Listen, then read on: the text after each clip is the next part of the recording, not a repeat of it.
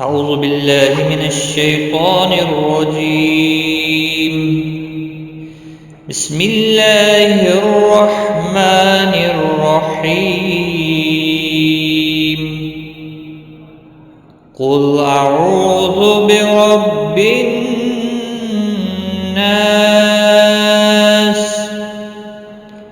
ملك الناس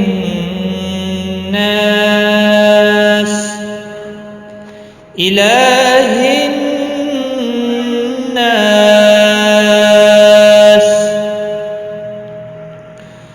من شر الوسواس الخناس الذي يوسوس في صدور الناس